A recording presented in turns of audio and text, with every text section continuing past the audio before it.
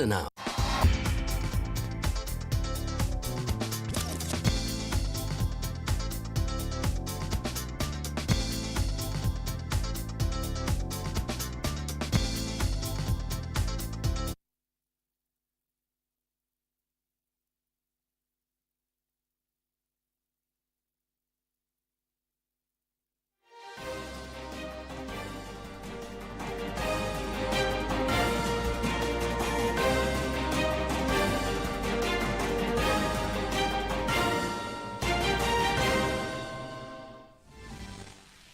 सदर जमहूरिया के खिताब पर आज पार्लियामेंट के दोनों ऐवानों में शुक्रिया की तहरीक पर होगी बहस। वजीर आजम शुक्रिया की तहरीक पर बहस का देंगे जवाब। बीजेपी ने अरकान पार्लियामेंट को ऐवान में मौजूद रहने की दी हिदायत।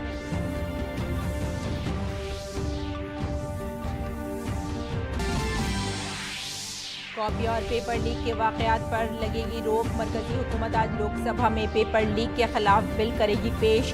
बिल में इस तरह के जराइम में मुलविस मुजरिमों को सख्त तरीन सजा देने का है इल्तिजाम।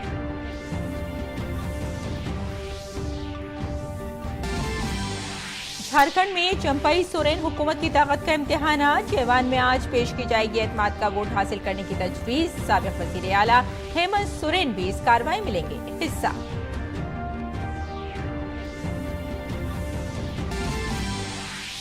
उत्तराखंड असेंबली का खुसूसी इजलास आज से होगा शुरू। इजलास से कबल काबीना की मीटिंग में यूनिफॉर्म सिविल कोड यूसीसी के मुसविदे की मिली मंजूरी। 6 फरवरी को इजलास में मुसविदा किया जा सकता है पेश।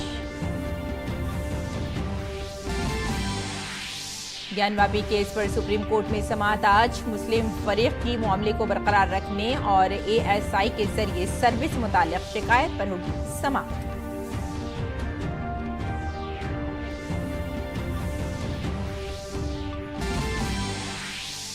शुमाली हिंदुस्तान के कई इलाकों में बारिश और बर्फबारी से बड़ी सर्दी। शिमला में जालाबारी के बाद मैदानी इलाकों में फैली सफेद चादर। जम्मू कश्मीर के गुलमर्ग और पुंछ समेत कई मकामात पर बर्फबारी जारी।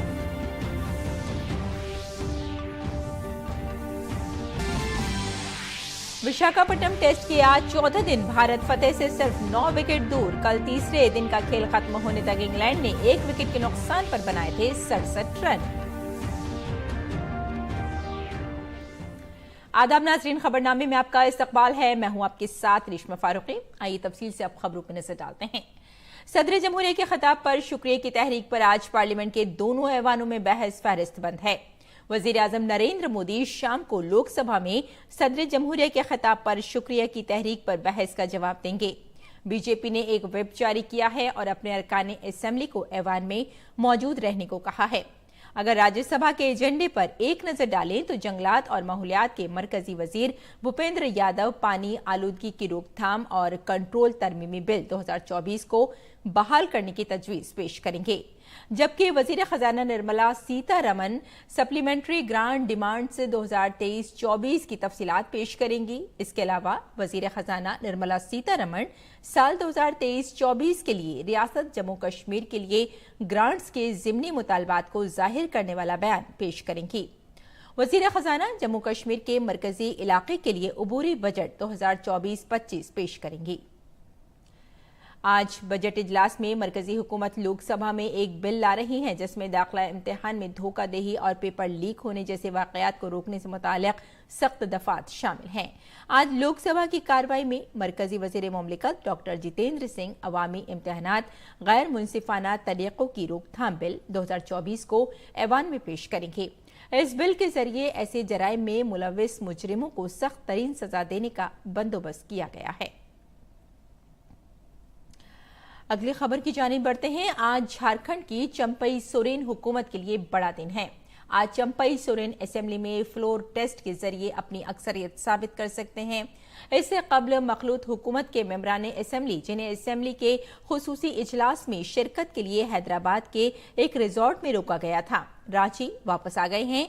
अगर हम असेंबली में पार्टी की सूरत हाल पर नजर डालें तो झारखंड मुक्ति मोर्चा की क़यादत में इंडे इत्तेहाद को फिलहाल कोई खतरा नजर नहीं आ रहा है। अदालत ने साबिक वजीर आला हेमंत सोरेन को फ्लोर टेस्ट में हाजिर होने की इजाजत दे दी है। दरियासना जेएमएम और कांग्रेस के मेंबरान असेंबली हैदराबाद से रांची वापस आ गए हैं। हेमंत सोरेन और चंपई सोरेन की गिरफ्तारी के बाद वजीर आला के तौर पर हलफ लेने के बाद इन मेंबरा ने असेंबली को झारखंड से बाहर भेज दिया गया। गवर्नर सीपी राधाकृष्णन ने नई हुकूमत को अक्सरियत साबित करने के लिए 10 दिन का वक्त दिया है। उत्तराखंड असेंबली का खुसूसी इजलास आज से शुरू हो रहा है। सेशन से कबल रियासती काबीना की मीटिंग में यकसा सिविल कोड की मुसव्विदा रिपोर्ट को मंजूरी दे दी गई है।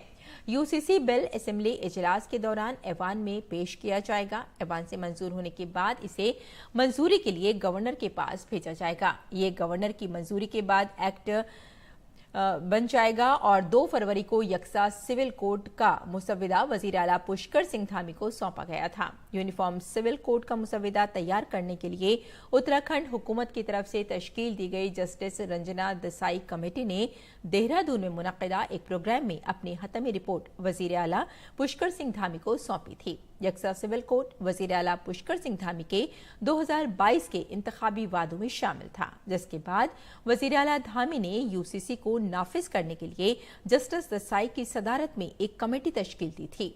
वजीर आला ने मुसव्विदा तैयार करने के लिए कमेटी की मुद्दत में 3 बार तौसी की। इस दौरान कमेटी ने ऑनलाइन और ऑफलाइन बुनियादों पर यूसीसी के हवाले से अवाम से तजावीज तलब की। माहिरीन की कमेटी ने एक ज़ैली कमेटी तश्कील दी और मुआशरे के मुअज़्ज़ज़ लोगों, समाजी कारकुनों, मजहबी रहनुमाओं, संतों और बाशऊर शहरियों से भी तबादला ख्याल किया और तजावीज ली। कमेटी को तकरीबन 2.5 लाख तजावीज मौसूल हुई। कमेटी ने मरकजी लॉ कमीशन के साथ यूसीसी पर भी तबादला ख्याल किया। और ज्ञानवापी केस की आज सुप्रीम कोर्ट में समाअत होगी। अदालत हिंदू फरीक की तरफ से दायर दरख्वास्त पर समाअत करेगी, जिसमें कॉम्प्लेक्स में पाए जाने वाले शिवलिंग के कदीम होने का पता लगाने के लिए साइंसी सर्वे का मुतालबा किया गया है। इसके अलावा अदालत हिंदू फरीक के उस मुतालबे पर भी समाअत करेगी जिसमें हिंदू फरीक ने कॉम्प्लेक्स के तमाम 10 तहखानों को खोलने और वहां सर्वे कराने का मुतालबा किया है। अदालत मुस्लिम फरीक की तरफ से इस केस को बरकरार रखने से मुताल्लिक दायर दरख्वास्त की समाअत करेगी। मुस्लिम फरीक का कहना है कि अहाते के अंदर श्रृंगार गौरी और दीगर देवताओं की पूजा करने के हक का मुतालबा करने वाली दरख्वास्त काबिल समाअत नहीं है। इबादत गाहों के कानून की वजह से इस मामले की समाअत नहीं हो सकती। और दिल्ली की वजीर आला अरविंद केजरीवाल और उनकी वजीर आतिशी की मुश्किलात में इजाफा होता जा रहा है।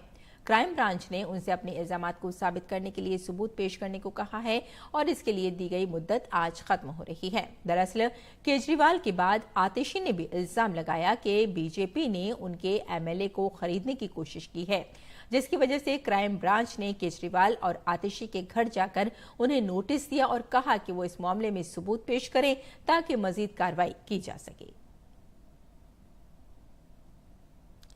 फिजी के नायब वजीर आजम बीमन प्रसाद जो हिंदुस्तान के दौरे पर हैं, आज वजीर खारजा डॉक्टर एस जयशंकर से मुलाकात करेंगे।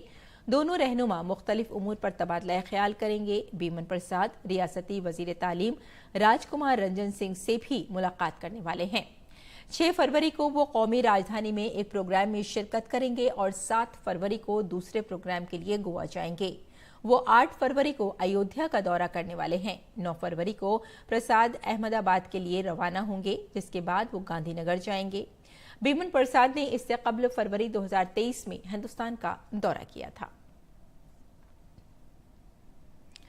गुजरात के जूनागढ़ में इश्तियाल अंगेज तकरीर करने वाले मौलाना मुफ्ती सलमान अजहरी को गुजरात एटीएस ने मुंबई से गिरफ्तार कर लिया है। अजहरी पर अपनी तकारीर और बयानात के जरिए नफरत फैलाने और लोगों के जज्बात भड़काने का इल्जाम है।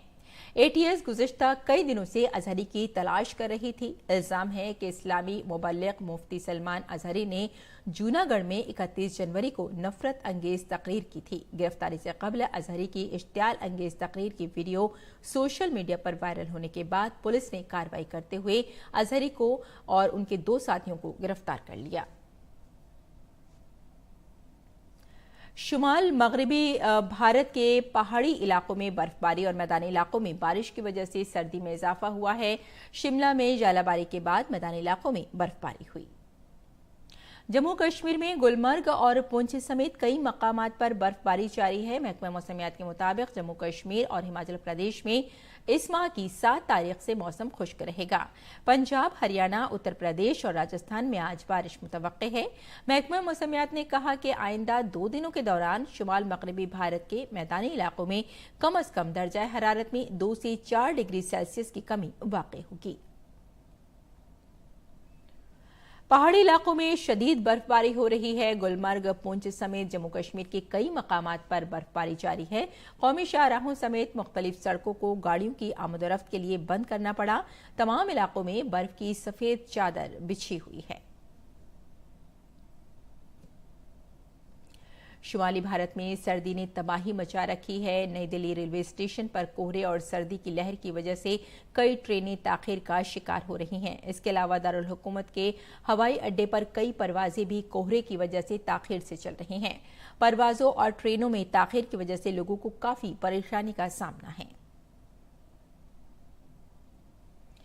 मरकजी वजीर मुमलिकत बराए सखाफत मीनाक्षी लेखी ने श्री रामायण यात्रा भारत गौरव डुप्लेक्स एसी टूरिस्ट ट्रेन को सफदरजंग रेलवे स्टेशन से हरी झंडी दिखाई और उन्होंने बताया कि रामायण यात्रा ट्रेन 19 दिन तक चलेगी और रामायण से मुताल्लिक 19 स्टेशनों पर रुकेगी।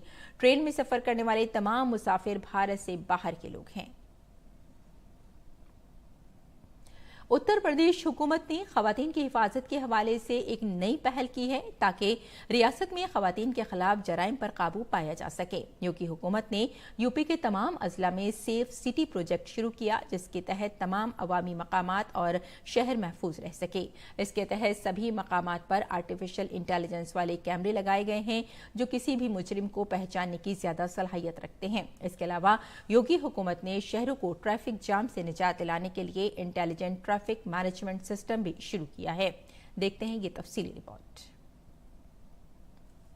उत्तर प्रदेश के वजीर आला योगी आदित्यनाथ ने बेटियों के तहफ्फुज के हवाले से बड़ा रेजोल्यूशन लिया है और वो ये कि खवातीन की हिफाजत के हवाले से डबल इंजन वाली हुकूमत पुरअज़्म है। योगी हुकूमत खवातीन की हिफाजत को मजबूत बनाने के लिए मुसलसल कोशिशें कर रही है। एक के बाद एक सख्त इक़दाम किए जा रहे हैं। खवातीन की हिफाजत को यकीनी बनाने के लिए निर्भया फंड के जरिए मुख्तलिफ अजला में सेफ सिटी प्रोजेक्ट पर काम किया जा रहा है। इस प्रोजेक्ट में कमांड एंड कंट्रोल सेंटर के जरिए शहर के मुख्तलिफ चौराहों और पुरहुजूम मकामात की AI टेक्नोलॉजी से लैस कैमरों और CCTV की मदद से कड़ी निगरानी की जाती है।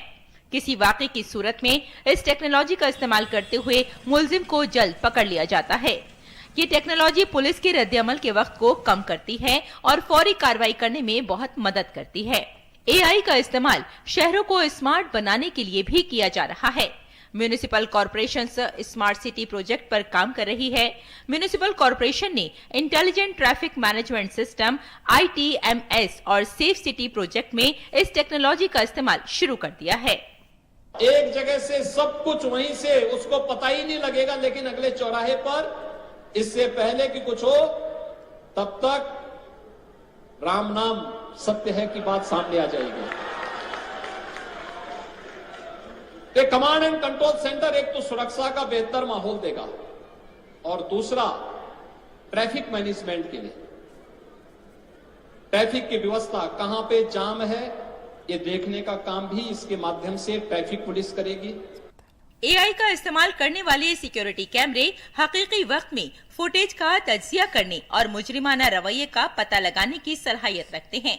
ये कैमरे लोगों को उनके कपड़ों से भी पहचान सकते हैं, यानी AI टेक्नोलॉजी मुश्तबा अफराद को तेजी से तलाश कर सकती है। रियासती हुकूमत की जानिब से शुरू किए गए सेफ सिटी प्रोजेक्ट की वजह से खवातीन अब काफी महफूज महसूस कर रही हैं। एक प्रोजेक्ट हमारा मिशन शक्ति प्रोजेक्ट है, जिसके अंतर्गत ये समय समय पे बहुत सारे अभियान चला रहे हैं। एक अभियान इनमें से है सेफ सिटी अभियान का, जिसके अंतर्गत महिलाओं और बच्चियों की सुरक्षा के लिए ये टेक्नोलॉजी का यूज करते हुए शहर के कोने कोने में CCTV कैमरे लगा रहे हैं और इस कैमरे की वजह से अपराधियों में काफी डर है, क्योंकि उन्हें पता है कि कोई है जो उन्हें 24 घंटे देख रहा है। लोगों के अंदर अब डर बैठ गया है। लोगों की जो मानसिकता थी क्राइम करने की, वो अब डर की वजह से कम हो गई है। जिसकी वजह से महिलाएं जो है वो बहुत सुरक्षित महसूस करती हैं। एनसीआरबी के आदतोशुमार के मुताबिक यूपी के मुकाबले दिल्ली, केरल, हरियाणा, तेलंगाना, मध्य प्रदेश, उड़ीसा जैसी रियासतों में ज्यादा मुजरिमाना मामले दर्ज हुए हैं। खवातीन के खिलाफ जराइम में यूपी मुल्क में 15वें नंबर पर है, जबकि सजा दिलवाने में उत्तर प्रदेश पहले नंबर पर है। आदतशुमार वाज़े तौर पर बताते हैं कि मिशन शक्ति जैसे इक़दामात ने न सिर्फ उत्तर प्रदेश में खवातीन के खिलाफ जराइम को कम किया है, बल्कि खवातीन को बाइख्तियार बनाने के लिए एक नई पहल की शुरुआत की है। विकास सिंह की रिपोर्ट, डीटी न्यूज उर्दू खबरें। और दिल्ली की national gallery of modern art में इतवार को एक नुमाइश का एहतमाम किया गया, जिसका इफ्तिताह मरकजी वजीर मीनाक्षी लेखी ने किया। ये नुमाइश 31 मार्च तक चलेगी। इस नुमाइश के बारे में मरकजी वजीर मीनाक्षी लेखी का कहना है कि इंडिया विमेन डेवलपमेंट के तौर पर काम कर रहा है और दुनिया में अपना तारुफ करवा रहा है। मीनाक्षी लेखी से बात की हमारी साथी कृतिका भारद्वाज ने। इस वक्त केंद्रीय मंत्री मीनाक्षी लेखी जी इस वक्त मौजूद हैं। मीनाक्षी, बहुत बहुत स्वागत है आपका दूरदर्शन पर। जिस तरीके से आज इस एग्जीबिशन का आपने उद्घाटन किया है, क्या कुछ खास है इस एग्जीबिशन में, क्योंकि इस बार की थीम भी शक्ति ही रखी गई है? शक्ति, फेयर एंड फियर्स। आप फेयर हैं तभी आपको फियर्स होने का अधिकार है, और फेयर का मतलब न्यायपूर्ण व्यवस्था, न्यायप्रिय, और जो सेंस ऑफ जस्टिस है, जो सेंस ऑफ राइट है, वो कहीं ना कहीं लोगों के मन में है, तभी उनको फियर्स भी होना पड़ता है उसको बचाने के लिए। तो आज जो प्रधानमंत्री जी ने लगातार एक मार्गदर्शन के रूप में, एक मंत्र के रूप में हमें कहा कि अब जो भारत है वो विमेन लेड डेवलपमेंट की तरफ काम करेगा, ना कि विमेन एम्पावरमेंट की तरफ। और G20 में भी हमने महिलाओं को, एक महिलाओं के ऊपर जो जेंडर जस्टिस के पॉइंट ऑफ व्यू से वर्किंग ग्रुप तैयार किया, वो भी पहली बार हुआ। तो भारत दुनिया को एक अपना परिचय भी दे रहा है, अपनी सभ्यता का परिचय भी दे रहा है, और साथ ही देश दुनिया को अगर न्यायप्रिय होना पड़ेगा तो महिलाओं को उनकी क्षमता अनुसार स्थान भी देना होगा। और उसी के परिचायक के रूप में आज की एग्जीबिशन है, जिसमें सारी विमेन आर्टिस्ट हैं, और NGMA से लेकर म्यूजियम फॉर स्पिरिचुअल आर्ट्स और सब लोगों का बहुत बड़ा योगदान है। तमाम आर्टिस्ट यहाँ पर हैं, तमाम लोग एम्बेसी के यहाँ पर उपस्थित हैं, और वो महिलाओं की द्वारा रचित कलाकृतियों को देखकर अनुभव कर रहे हैं कि भारतीय सभ्यता और संस्कृति कितनी गहन वक्तव्य को सामने रखती है, जहाँ पे महिलाओं को, पुरुषों को बराबर नहीं रखा गया, बल्कि महिलाओं को एक स्थान ऊपर दिया गया, और यही भारत का परिचय है। महिलाओं को हम बड़ा सॉफ्ट हार्ट मानते थे कि महिलाएं जरा सी बात पे रो देती है, बहुत सॉफ्ट हार्ट होती हैं, लेकिन अब की अगर हम बात करते हैं आज की तारीख में, तो क्षमता महिलाओं की अलग है। 26 जनवरी की परेड में हमने महिलाओं को देखा किस तरीके से उन्होंने शक्ति दिखाई अपनी, कि हम बॉर्डर पर जाकर लड़ भी सकते हैं अगर घर में रोटियां अगर हम बना रहे हैं, और यहाँ पर एक आर्ट के जरिए भी महिलाओं की एक अलग शक्ति को दिखाया गया है। तो रोना कमजोरी नहीं होता, रोना सेंसिटिविटी को बताता है, और अगर आप सेंसिटिव नहीं है तो आप आर्टिस्ट भी नहीं हो सकते। तो रोना, हंसना, दुखी होना, खुश होना, अति उत्साहित होना, ये सब मनुष्य के मन की भावनाएं हैं। तो हमारे साथ में मीनाक्षी लेखी जी इस वक्त जुड़ी हुई थी, जिन्होंने सीधे तौर पर कहा कि महिलाएं जो हैं, महिलाओं के बिना इस समाज की हम कल्पना भी नहीं कर सकते हैं, क्योंकि शिव अधूरे हैं शक्ति के बिना, और इसीलिए भारत सरकार भी लगातार महिलाओं की बेहतरी के लिए, महिलाओं की बढ़ोतरी के लिए काम कर रही है। कैमरा पर्सन गौरव के साथ कृतिका भारद्वाज, दूरदर्शन समाचार, दिल्ली। और गैर मुल्की खबरों की बात करें तो मालदीव में जारी सियासी बहरान के दरमियान सदर मोहम्मद मोइज़ो पार्लियामेंट से अपना पहला सदारती खिताब करेंगे। मालदीव की अहम अपोजिशन जमातों मालदीवियन डेमोक्रेटिक पार्टी और डेमोक्रेट्स ने सदर मोइज़ो के पार्लियामेंट से खिताब का बाइकआउट करने का फैसला किया है। हिंदुस्तानी गुलकार शंकर महादेवन और तबला साज जाकिर हुसैन को इस साल का ग्रैमी अवार्ड मिला है। उनके बैंड शक्ति के एल्बम दिस मोमेंट को बेहतरीन ग्लोबल म्यूजिक एल्बम का खिताब दिया गया है। इस एल्बम में 8 गाने हैं। ग्रैमी अवार्ड मौसीकी के लिए दिया जाने वाला दुनिया का सबसे बड़ा अवार्ड है। इस ग्रुप में गिटारिस्ट जॉन मैक लॉफ्लिन, गुलकार शंकर महादेवन, परकशनिस्ट वी सेल्वा गणेश और वायलिनिस्ट गणेश राजगोपालन भी शामिल हैं। ये लम्हा 45 सालों में शक्ति का पहला नया एल्बम है।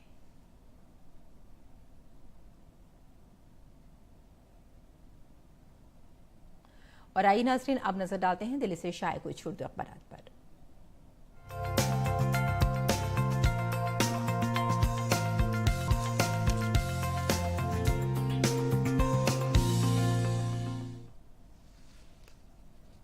तो नाज़रीन, अखबारात की जायज़े में आइए सबसे पहले बात कर लेते हैं एक बड़ी खबर की। वज़ीर आज़म नरेंद्र मोदी अपने 2 दिन के आसाम दौरे पर थे और वहां उन्होंने आसाम को कई सौगातें भी दी हैं। आपको बता दें कि आसाम में 11,000 करोड़ रुपए से जायद के मंसूबों का संग बुनियाद रखा वज़ीर आज़म नरेंद्र मोदी ने, और जिन मंसूबों का संग बुनियाद रखा गया है वो मुस्तकबिल में बहुत ज़्यादा रोज़गार भी पैदा करने वाले हैं। यानी आसाम के जितने भी लोग हैं उनको काफ़ी हद तक फ़ायदा पहुंचेगा और डबल इंजन वाली हुकूमत सिर्फ तरक्की की पॉलिसी पर गामजन है।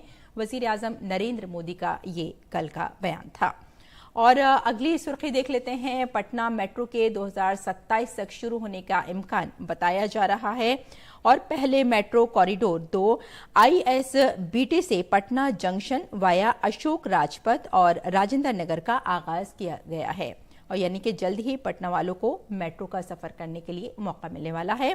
और अगली सुर्खी की तरफ बढ़ जाते हैं। मुल्क की कई रियासतों में शदीद बर्फबारी जिंदगी मफलूज हो गई है। या खासतौर से अगर हम कुछ शुमाली रियासतों की बात करें तो वहाँ शदीद बर्फबारी है और लोगों की जो जिंदगी है वो काफ़ी दरहम बरहम बताई जा रही है। चंद मकामात पर परवाजें भी मुतासिर हैं और श्रीनगर जम्मू कौमी शाहराह में बर्फबारी के बाइस काफ़ी चीज़ें वहाँ पे, जैसे ट्रेनों की बात करें या फिर ट्रांसपोर्ट की बात करें, काफ़ी मनसूख कर दिया गया है और वहाँ के जो लोग हैं इस वक्त काफ़ी हद तक परेशान बताए जा रहे हैं। और अब नजर डाल लेते हैं रोजनामा हिंदुस्तान एक्सप्रेस की खबर है कि लेफ्टिनेंट गवर्नर सक्सेना का वजीर आला अरविंद केजरीवाल के नाम एक खत लिखा गया है। और जैसे कि हम सभी जानते हैं, अगर मीडिया रिपोर्ट्स की माने तो दिल्ली के सरकारी अस्पतालों में मरीजों को जो तिब्बी सहूलियात मिलनी चाहिए वो ठीक से नहीं मिल पा रही हैं और काफ़ी अस्पतालों की जो हालत है वो अबतर बताई जा रही है। और इसी बात पर LG का दिल्ली हुकूमत के तहत अस्पतालों की हालत पर तशवीश का इजहार किया गया है और हक़ाइक़ पर मबनी रिपोर्ट भेजने का मुतालबा भी LG ने वज़ीर आला से किया है। और अब देख लेते हैं अगली सुर्खी। आपको बता दें कि जामिया मिलिया इस्लामिया में जारी आयुष कॉन्क्लेव हेल्थ मेले की मकबूलियत में काफ़ी इजाफा बताया जा रहा है। काफ़ी तादाद में लोग वहां पहुंच रहे हैं और हेल्थ से मुतासिर जितने भी वहां पर चीज़ें दिखाई दे रही हैं, काफ़ी लोग बेदार भी हो रहे हैं। 50 से ज़ायद यूनानी और आयुर्वेदिक कंपनियों ने अपने स्टॉल लगाए हैं और काफ़ी लोग वहां पहुंचकर अपने हेल्थ के लिए बेदारी हासिल कर रहे हैं। और अब नजर डाल लेते हैं अगली सुर्खी पर। हिंदुस्तान एक्सप्रेस की नाज़रीन ये सुर्खी है, खेल के सफ़े की India England test series, Gill की सेंचुरी से टीम इंडिया की पोजीशन काफ़ी मजबूत हो गई है और हिंदुस्तानी टीम ने अंग्रेजों पर शिकंजा पूरी तरह से कसा। इंग्लैंड को जीत के लिए 332 रन दरकार हैं और 2 दिन का खेल अभी बाकी बताया जा रहा है। और अब देख लेते हैं अगली सुर्खी। अमेरिका के इराक और शाम पर हमले, हलाकतें 40 से ज्यादा बताई गई हैं। तो नाजरीन, ये था अखबारात का मुख्तसर जायजा और आइए अब लौटते हैं बुलेटिन की जानिब। कुछ और खबरों पर नजर डाल लेते हैं और खेल की खबरों की बात करें तो विशाखापट्टनम टेस्ट के चौथे दिन आज इंग्लैंड की टीम 67 रन से आगे खेलना शुरू करेगी। भारत की जानिब से दिए गए 399 रन के हदफ के ताक़ुब में इंग्लैंड ने तीसरे दिन का खेल खत्म होने तक 67 रन बना लिए थे।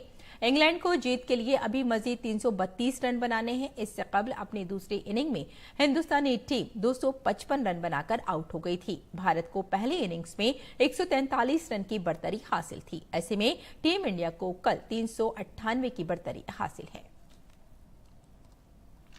डेविस कप में हिंदुस्तानी टीम ने पाकिस्तान को शिकस्त देकर वर्ल्ड ग्रुप 1 में अपनी जगह पक्की कर ली।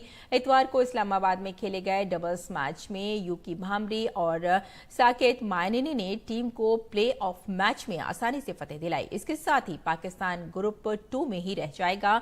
भारत ने पहले दिन 2-0 की बढ़तरी हासिल कर ली थी। दूसरे दिन भामरी और मायनेनी ने डबल्स मैच जीत लिया। पहले दिन रामनाथन और बालाजी ने सिंगल्स के दोनों मैच जीते थे। और अब मौसम के मिजाज पर एक नजर डाल लेते हैं।